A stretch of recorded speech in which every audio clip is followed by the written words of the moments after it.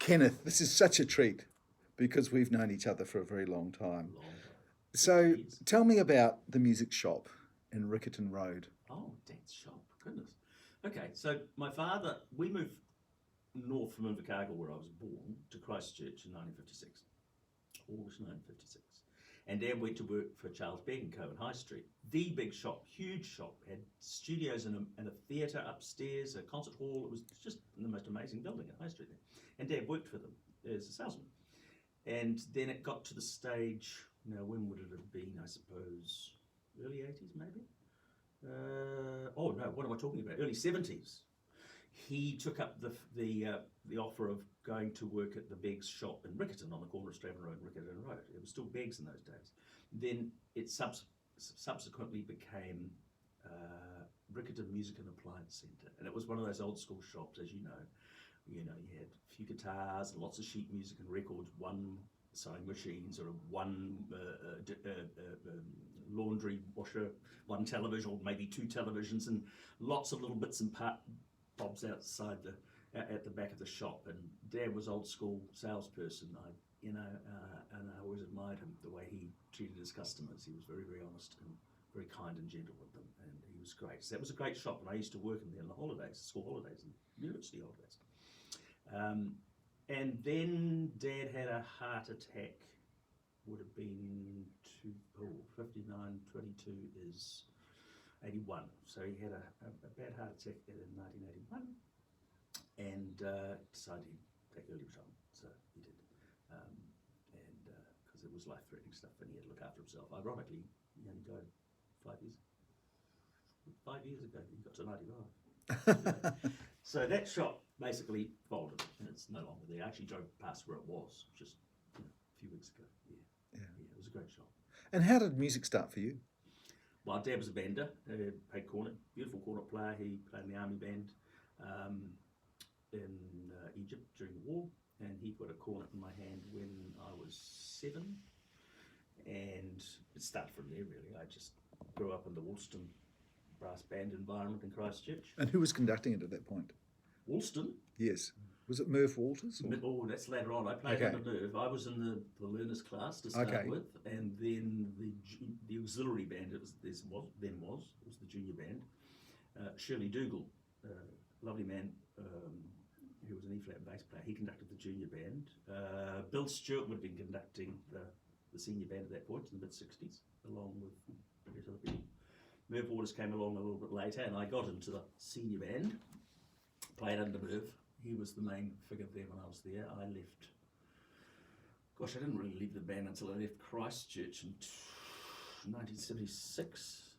So music was basically bands and Dad's record collection. He had all sorts of things, from Louis Armstrong through to West Side Story sort of thing. It was he had a nice mix of stuff. But not so much classical? Not so much classical, no. He liked sopranos. He would buy opera albums, soprano favourites and things like that. He adored a good soprano, Dad. But it was when I got to Kashmir that the classical music thing opened up when I was in my 5th. So tell me about the music teacher at Kashmir. Oh, right. Well, I was about to mention Frank Dennis. So I went, in 1971, I was in the 5th form, which is year 11, I think it is now.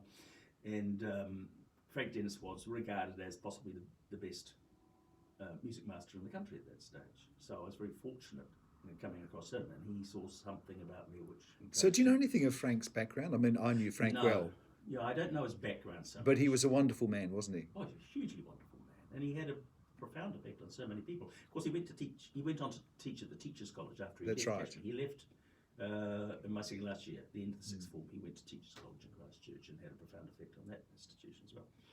But he saw something and he encouraged me to write and conduct, and I was playing, I was doing everything at Kashmir. Everything I wanted to do musically, I was able to do at Kashmir.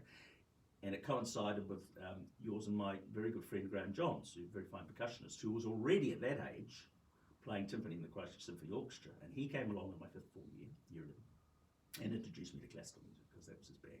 And he had a record collection a mile long, and it was fantastic. So all of a sudden, this whole new world opened up for me. And Frank, of course, encouraged that. And of course, the syllabus in those days, well, not syllabus, the things that were taught in music in those days in schools was we were studying Bartok string quartets, you know, and tell us it's sort of Monteverdi Vespers, you know, we were studying these things in the sixth form year. So by the time I got to university in 1974, I was going to second year harmony classes, second year counterpoint classes, because the first year stuff I'd already done at Kashmir under Frank. So I had the grounding of all those wonderful Lovelock books that we all did work from in those days. Were fascinating for me, because I was learning about the basics of harmony and counterpoint at a very early age. It was wonderful. That's my imagination took off. I had a very good jazz piano teacher, Bob Bradford, whose name you might remember. Yes, absolutely. I was playing a piece of music. Oh no, I came to it. He had a studio up in the Beggs shop, where I used to go weekly for lessons, and he was playing something. I was standing outside the door playing something. I thought it sounded like jazz. It'd be jazz chords, but it wasn't jazz. And I thought, wow, this piece is amazing. And when he finished, I knocked on the door, and he said, "Oh, okay." I said, "What was that?" He said, "Oh, it's a piece by a chap called Debussy called The Sunlit Cathedral." I said, "Would you play it again?" And he played it again, and my life just went boom. I've been a Francophile ever since, mate. Just my imagination's like, how do you do that? How do you make sounds like that? So I went straight to the library and got everything on Debussy and Ravel, all these people that I could, and started to learn about how an orchestra worked. And do you remember your first orchestral concert actually being in the audience? Had you been to many orchestral concerts? No, not really. No, not really. Mum and Dad weren't really into orchestras until I got into them. Yes. In that sense. So I don't. It would have been an NZSO performance. Maybe it was a CSO in the old Civic Theatre days. Yes. But I don't recall what it was. I can remember we went to from school. We had class trips, and we'd go and see the NZSO who'd do sort of midday concerts or lunchtime concerts for students. And I can remember they played, and I said, I knew they were going to play a certain piece which I'd heard on record. Graham had it, "The Victims of Hiroshima," the Threnody by Penderecki, yes. The strings, 52 string players. And I thought, oh, this is going to freak my classmates out, eh? You know, so buddies of mine who I played rugby and cricket with, who yes. didn't know anything about orchestra, came along. I can remember this very clearly, and they played this Penderecki, and it blew their heads off. They couldn't believe what they were hearing. It was really very, very cool. So that's actually one of the earlier concerts that I went to, especially NZSO. Yeah. And Graham got you in to play in the orchestra, in the Christchurch Symphony Orchestra. Yeah. He needed a second timpani player for the Symphony Fantastique at Berlioz. He said, "I'm going to teach you how to play timpani in a week." So he did. It's a very hard part. It's a lot of cross-sticking and things like that. And I ended up, the first gig I ever played in an orchestra was the second timpani player for the Symphony Fantastique. Yeah. And how long before you got into the National Youth Orchestra? Got in 1974. Right. When we did Marla 1 with Ashley. In the Dunedin Town Hall. Yeah. Yes. That was my first, and then of course the touring orchestra was the following year when we had 2 months overseas, 1975. That was. Now I know about that tour, but not everyone else does. So just remind me. Oh, it was the most wonderful 2 months. The first stop was Aberdeen, where there was an annual international orchestra festival, youth orchestra festival. There were 9 different orchestras there that year from various parts of the globe. One from the States, one from Australia. There was one from Poland. We got on very well with the Poles, even though neither of us could speak our languages. I think there was one from Turkey as well. There was one from Turkey. Yeah, it was fantastic. So there was 2 weeks there. So all orchestras gave a concert in the wonderful hall in Aberdeen. We got to stay in the old part of Aberdeen, the yes. cobblestone streets and things like that. So 2 weeks in Aberdeen, the International Youth Orchestra was selected from that group, and then did a concert in London with Abado conducting, and Kwong Wah Chung playing Tchaikovsky, and then King. So did you play in the orchestra? No, I didn't have a very good instrument those days, and I was combining the two things in those days. It was yes. a toss-up between percussion and tuba for a while, so I was actually playing both tuba and percussion in the youth orchestra because they needed both. There wasn't much with tuba in it, and I could swap. Simon Rattle was at that festival in Aberdeen. He was conducting the National Orchestra of Combined Colleges, I think. I forget what it's called now, but he just won the John Player competition. He's the same age as us. Simon Rattle, first time I came across Simon Rattle in 1975, when he was in Aberdeen. Yeah. Yes. Yeah. And am I correct in remembering that on that trip you bought a new tuba? I did. So from there, from Aberdeen, we went to London. We travelled in London. We did some concerts in London, and then we did some concerts in various parts of England and Wales. Aberystwyth comes to mind, Whitehaven, And so we did that. Then we went to Hong Kong. Or did we do China first? We went to Hong Kong, and then we went to Hong Kong. Then we spent some caught time the train. in Hong Kong, and then we had 10 days in China. Yes, Mao Zedong was still alive. that's right. It was the most extraordinary trip. We had 10 days in China. It's unbelievable. It was all bicycles in those days. There was no restaurants or bars or anything like that. It was old school China. Yes, It was amazing. And then we went, I think we had 4 days in Tokyo on the way home. yes. Did concerts there as well. It was the most extraordinary 2 months. Mm. It really was. So what happened after that? Because after that, apart from meeting up with you once on the same stage, with you conducting and me as the soloist, I need all the details. Oh, What's goodness. happened since then?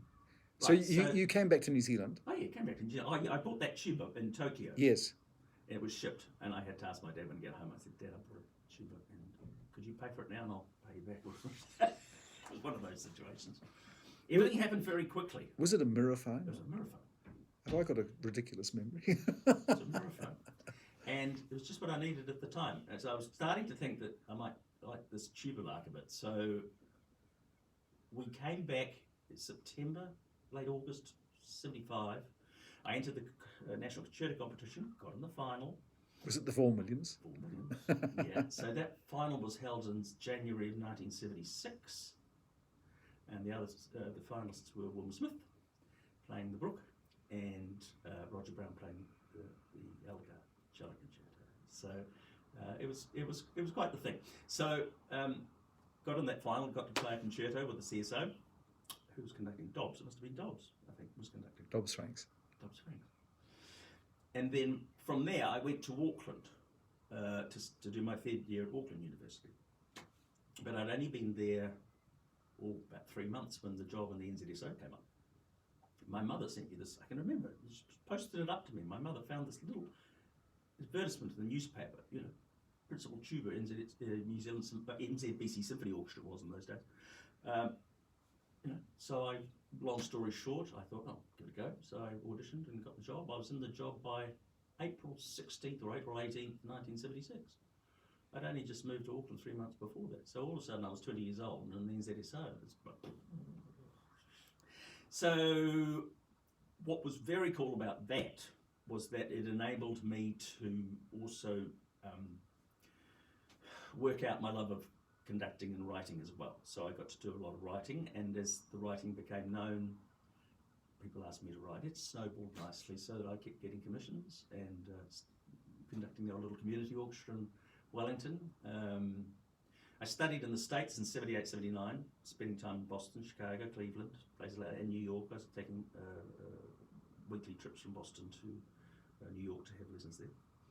And also, Josephine and I spent 6 months in London on a sabbatical, and I got to study with all sorts of tuba players and conductors. Sir Charles Groves was very kind to me and sort of mentored me in conducting things. Of course, I got to hear all Apart sorts from of your concerts. vast talent, why was he so kind to you? He came here a lot. He conducted, and we loved him. And he had this wonderful flat in Camden Square, flat apartment. It was a house, beautiful. And Lady Hilary was just always so kind and had lovely sandwiches and cakes and tea prepared. And we just talked conducting. We just talked shop. He wasn't giving me technical advice, but we would grab certain scores and go over certain elements and how you approach this and blah, blah, blah, blah, blah. I learned interesting things from him. We would talk about a Berlioz overture like Roman Carnival, and he'd say, you don't have to play it fast, you've got to make it sound fast. Just little tips like Yes. that, which I always found very helpful. Charlie Groves was great. But of course, I learned a lot from just playing in the orchestra. I was very fortunate. I had 25 years sitting in a symphony orchestra. So you're observing conductors, seeing what they do, and perhaps how to do certain things and perhaps how not to do certain things. And that helps. But also, as a composer, people say, you're an awfully good orchestrator, Ken. Well, I sat in an orchestra. You can't learn orchestration from a book.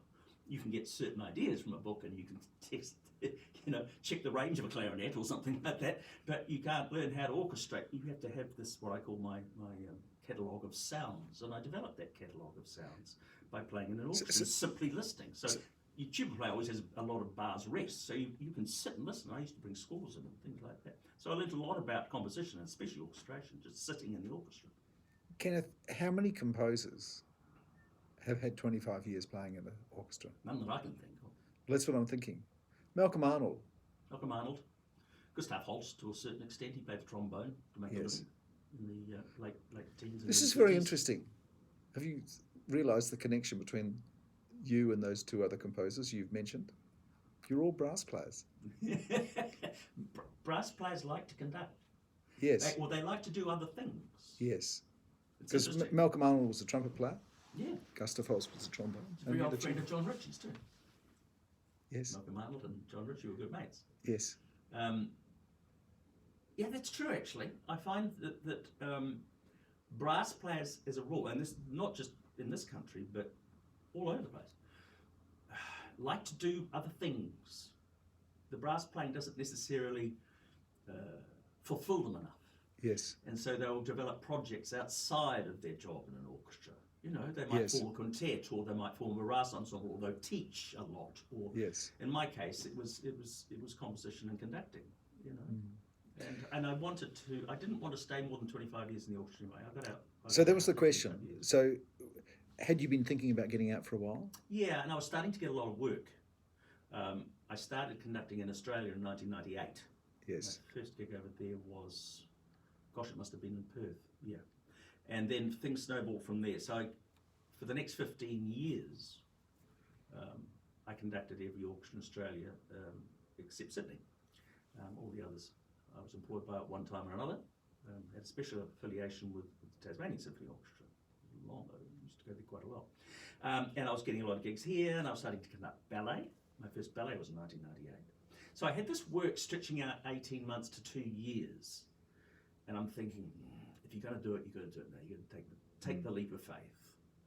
And I didn't want to go on playing the tuba beyond the abilities that I'd had when I was younger. I decided that I wanted to get out still playing well, and I did. I think I practiced more in my last year in the orchestra than I ever did before, just so I was playing well. And so I got out in 2001, and I was 45. Yes. And went freelance. And I was getting commissions as well. My parting gift from the orchestra was a commission for my second symphony. So that was nice. It was a nice bit of dosh to put in the till Yes. for now. And I sold my tubas. I've never played since. So I just got on with being a freelancer, composer, conductor, Yes. which is what I still do. And I was teaching at the university at NZSM as well, part-time. Yeah.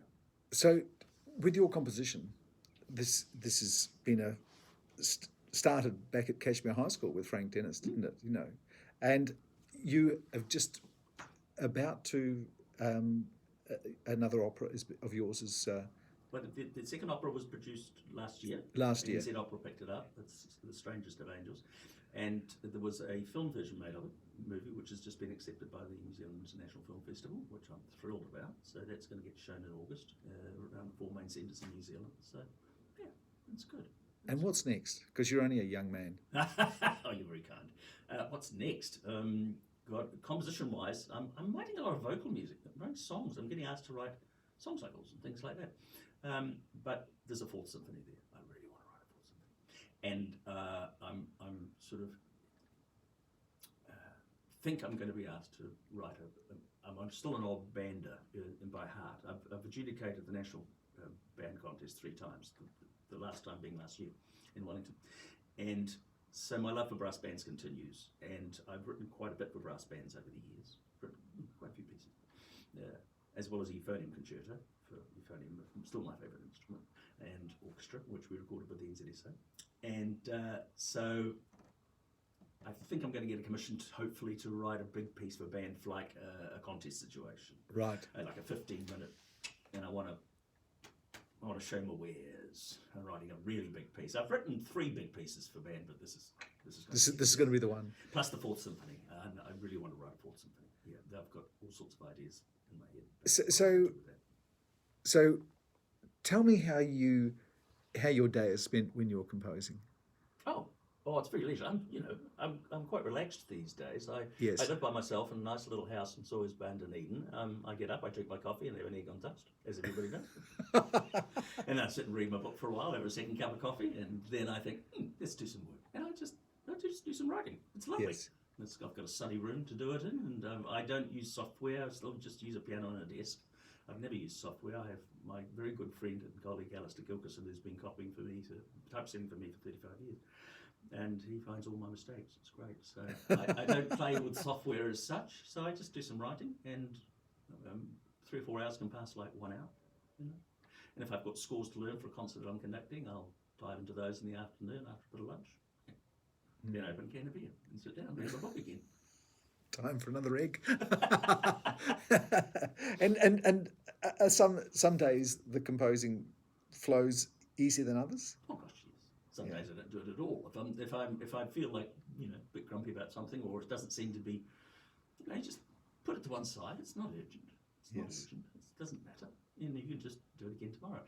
I find the writing process fascinating though, because here I'm becoming a little esoteric. I'm sorry. No, that's good. But there's lots of other energies floating around who give me assistance. I find myself saying thank you a lot. You'll get a wonderful idea, and you developing something, and you get that idea, and you use your skill and craft to what you've developed over decades to work that. But I just get the feeling I'm not alone. We're not talking inspiration here. We're just talking how things flow. And certain days they don't flow, and you just put it to one side. It's all I can say really is that there's quite often your state of mind. Well, more often than not, the state of mind you're in doesn't necessarily reflect in the music that you write. Yes. I feel that if you sit down and try and write something really angsty, it won't work. You've got to free up your right brain in order to have stuff flow through you. That wonderful anecdote that Stravinsky said after the Rite of Spring, he was interviewed, and he said, he was asked about how it came about, and he said, well, I heard, I listened, I heard, I wrote down what I heard. I am the vessel through which the sacre passed. You regard yourself as a vessel for what coming through. Now you can take that whatever way you like, but I subscribe to that. I understand that totally. I totally get it, and I've been blessed. I've managed to write some pretty good music, but I look back on a score which may have taken me 6 to 9 months to even 12 months to write, and I look back at them and go, ho, where'd that come from? Things like that, and you realise that things make sense that don't necessarily haven't sort of gelled in your brain previously, but you look back on it and you think, of course, that bit was supposed to go with that, but those two subjects, they gel beautifully. And they have this, they add some sort of essence to a piece which you hadn't previously expected. There's other stuff going on, Mark. It's wonderful. It's great. I'm so glad you're such a young man. Thank you, Kenneth. Very kind, thank you.